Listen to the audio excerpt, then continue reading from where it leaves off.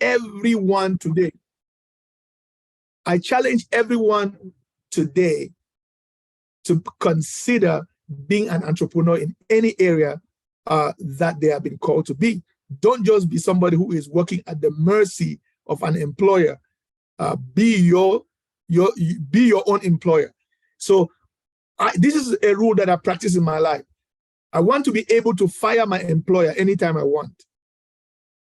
I want to be able to fire my employer anytime I want. Instead of an employer firing me, I want to be in a place where I can fire them. In other words, if I don't like what I am seeing around me, I can say, thank you very much. See you in my next endeavor, right?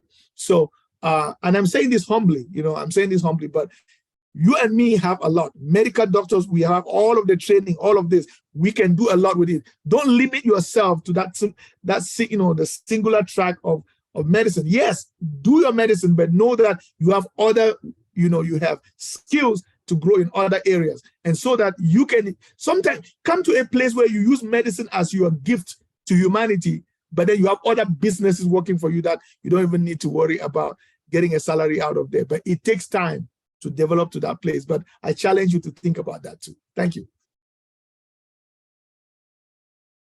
Oh, well, so I think this is a very good answer from Dr. Madison. So Madison, I have last questions from you, from our physicians, and so they seems like they're very, they are very enjoying the session.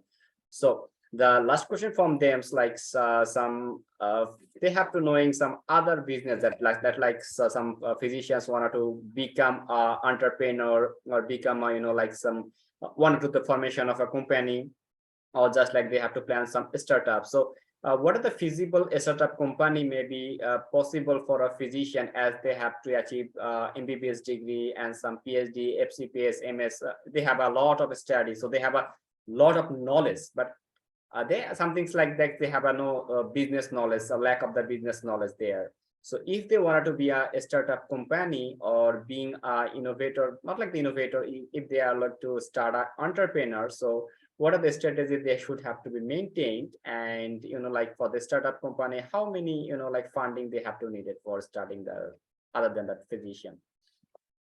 Okay, that's a good question. So,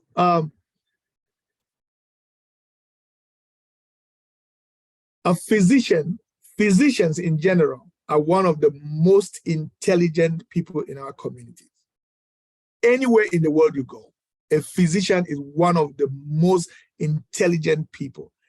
Don't sell yourself short. If a physician wants to come to my MBA program, you can, a physician, if they come to my MBA program, they can learn, business administration like. That is because it's not more complicated than pharmacokinetics. It's not complicated than pathophysiology. It's not more complicated than you have done the morbid anatomy. You now know all of morbid. So you can do that. You can figure out all of those complicated things. You can figure out how to be a businessman. And by the way, I will be more than willing to. I coach business people. I do business coaching. And so I'll be willing to coach you, right? If you pay the fees. Anyway, I'm just joking. But, yes. But the truth is, we live in an information age. Do you know that you can literally teach yourself business today, even for free? There are courses online for free that will teach you business management. And you as a medical doctor, you already know a lot of things than you give yourself credit for. Because you have learned all of those things, your brain is open. And so you can learn and get a coach, get somebody who knows what you're dealing with. This is one of the things that I do myself. So let me say this, and I'm saying, and I say this because I want you to know that I practice what I teach. Just a few hours ago, not a few hours, about 2 hours ago, my coach, one of my coaches called me. She is coaching me on how to sell. I have written a book, so she's coaching me on how to sell my book in bulk. So I wrote a book called I wrote a book called The Day Before Tomorrow, How to Make Today Count.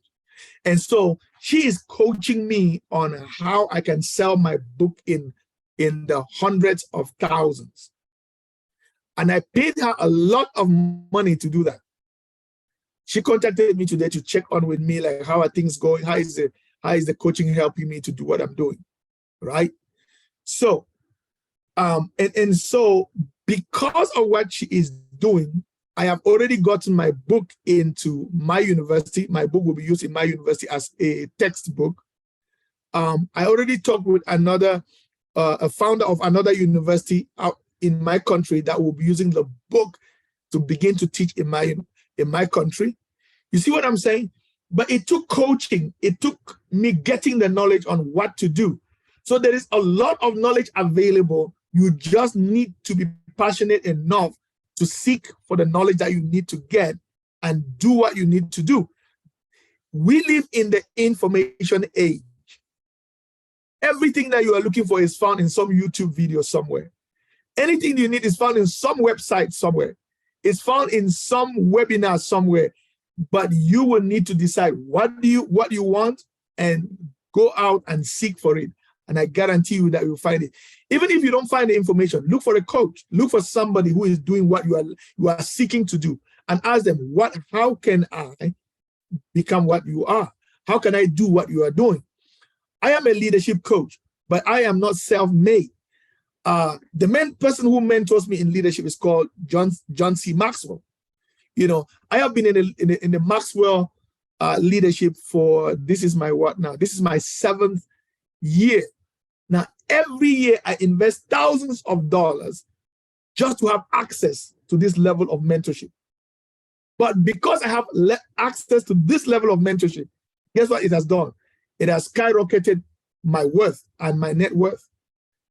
Because it is making me more productive in my coaching and my leadership development around the world. And so I am getting, and then it's increasing what I am worth, and it's making me cost to make more money. And so I can afford to pay that without any problem. But I would like every professional today, especially some of us who are too educated, especially those that have doctorates. I want all of us to start to consider to be entrepreneurs. Whatever you are doing, be an entrepreneur. By the way, notice that taxes are generally more favorable to entrepreneurs than they are favorable to people who work for another person. Employees pay more taxes than entrepreneurs pay in almost every country. So be an entrepreneur and not just be an employee. Why?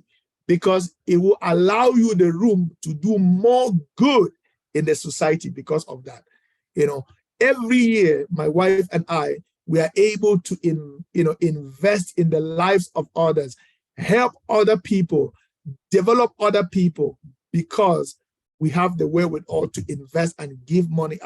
We help the poor, orphanages. We do orphanages. We do different projects that is to help people that are less fortunate. But we cannot do that unless we ourselves, if we ourselves are less fortunate. So let us seek to do more good in the world, even if it means to go beyond our profession and to go beyond our calling. Thank you. Well, so thank you so much, Dr. Madison. I think today's session is very interesting because the physicians are providing a tricky questions in our inbox. And I've got another questions, and it's more of the last question from Dr. Tabassum Tahira. Tahira, can you provide your questions to our guest, Dr. Madison, please? Dr. Tahira.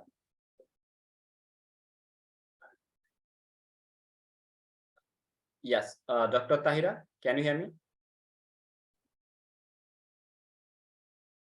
Well, Dr. Tahira, you just introduce yourself and you can go for your questions. We are almost done. Yes, you just provide your questions, just unmute yourself and provide your last question to our honorable guest, Dr. Madison, please.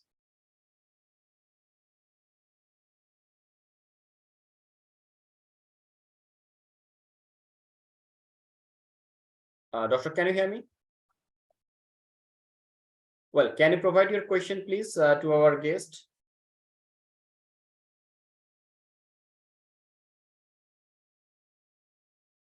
Well, I think he is like now providing some question in inbox. So, well, So this is the last question for yourselves, Dr. Madison. That's the lot of the physicians are wanted to go for their scholarship in US, and they are very much interested to work on a leadership skills. They want to go for some starting their startup company. So is there any chances that they can collaborate with some different university with CRAD USA and your organizations and get some scholarship opportunities to build up their career in a business analytics or something else? So if there is any opportunity for Bangladeshi physicians, then you can discuss. This is the last question from them.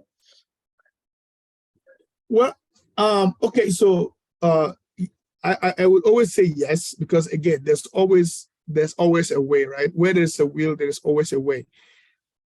It just depends on what people are interested in. And the truth is that the US is very, because I work in higher education, I know a lot of that, but the US doesn't believe in degrees earned outside of the US, for instance. That is just a reality. So most of the time when you come from outside of the country, like myself, I'm an immigrant, I didn't grow here, I come from Africa. So when you come here, most of the time, the best way to do it is probably to come and do a program in the US, because they believe in their own certificates, they believe in their own degrees, and then use that now to integrate in the society here, and then you can carry it to any part in the world. Generally, a US degree is accepted in almost any nation, and they just believe that it's good, even if it is not necessarily good, right? I am in the higher education, so I know I can tell the difference, right? Probably the only field that you can do in the US without needing a US degree is technology. And the reason is simply because they lack technology. People are not going into technology a lot. To be honest with you, so my degree is in information systems. And the reason why I'm able to get a green card, and the reason why I'm able to stay in the US is because I became a permanent resident of the United States because by employment, and because I am a highly skilled immigrant. So it was because of that I got the green card that I got. You see, otherwise maybe I'll not be here. So you have to take advantage of what the US is looking for, right? So they are looking for, when it comes to people that are from outside, they're looking for highly skilled workers. Why? Because there is a lack, or there are fewer highly skilled workers that are people from the country. So some of us have to do PhDs so that we can take the PhD jobs that the local will not take. And because of that, we're able to get an immigration status or whatever to do. So I think it's just like you looking for what kind of leverage can you have. Okay, so for instance, I know people that came here with a medical degree, but they decided to do an MBA, for instance, just to get their feet in the door. And when they got their feet in the door, they decided now to do, because in the American system, there are some exams that if you take for the medical, you can go back and integrate into school, and then beef up things, and then become a medical doctor who is qualified to work in the United States. I have friends that have done that. So, but it takes time, and it just depends on what is your vision. What do you really want to do with that? And if that is something that is a path to take, you might decide to do that. But there are definitely opportunities. Now, but let me speak to the other thing about scholarships. Now, the US is going through a crisis too, just like the rest of the world. If you really know, if you have been listening to the news, you will hear about, inflation, you will hear about a possible depression and all of those kind of things. So because of that, there is very, very reduced scholarships, especially for foreigners, because if they cannot take care of their own people, how would they take care of somebody from another country? So the better way to do when you think about the US is, if you think that this is a potential place to be, is to get into probably education. And once you get into education, especially at graduate school, you can able to do 2 years of a master's degree. Most of the times you will qualify to qualify to get a job that can file for you to be able to stay in the place or something like that. There are legal avenues that you can use to transfer yourself if that is something that you're interested in.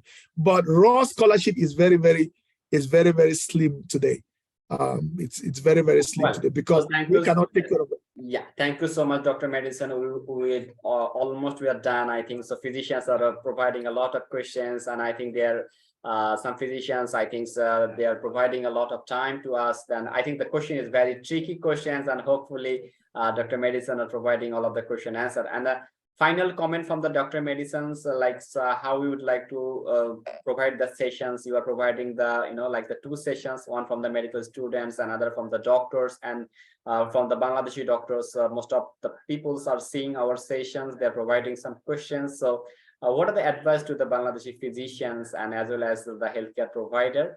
That your final comments, how would like to feel to talk with in Bangladesh, and how would like to feel to talk with Bangladeshi doctors and as well as the Bangladeshi medical students? Share your experience in your final comment, then we would like to finish our session. So first of all, I want to thank you. It's an honor. Without you, I will not be here. Without you, we will not be here. And so we are here to serve. I am here to serve. I just want to be, if there's anything, that I can say or do that can make life better and can hopefully challenge you to be a better leader and to, take a hold of what is already in your heart, the things that you really want to achieve, and hopefully move it to a next level, then I want to be able to do that.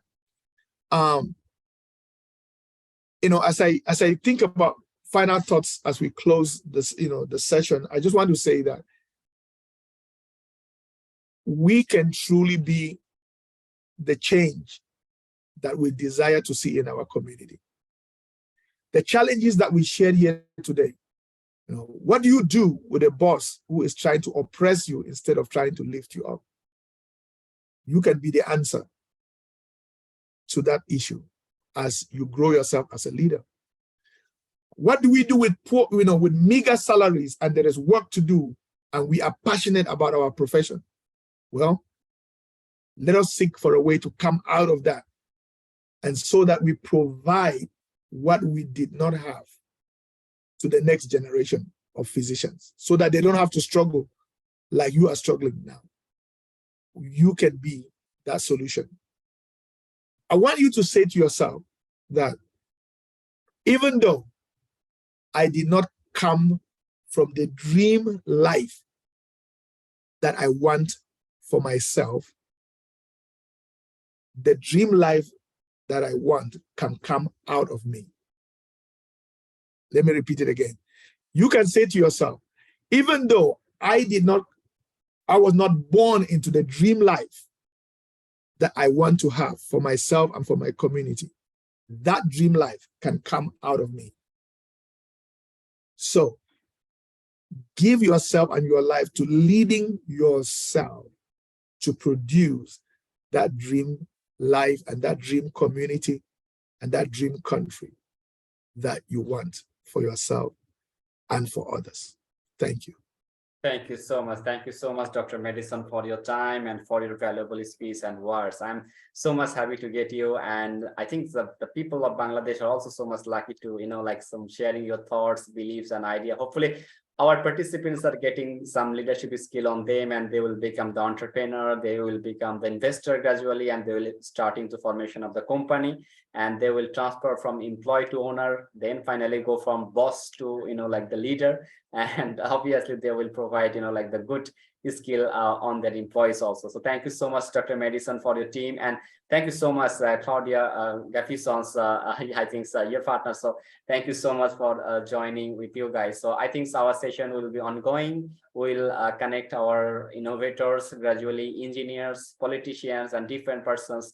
They will share their thoughts and belief, and hopefully CRID USA, Leads Missions, and Kambaii Health are joined together and working in a longer way. Thank you so much, everyone, and very good night from Dr. Hossain? Yeah.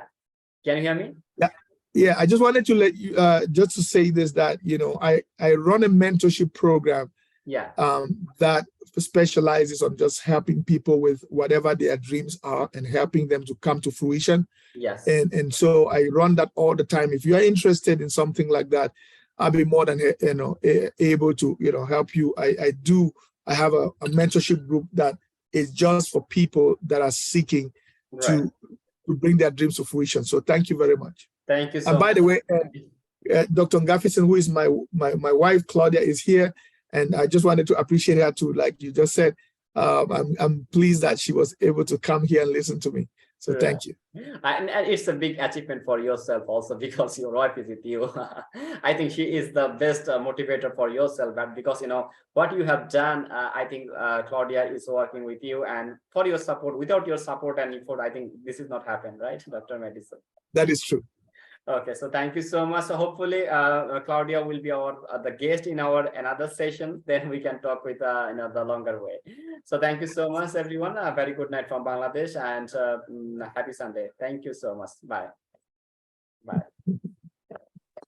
Thank you. Thank you.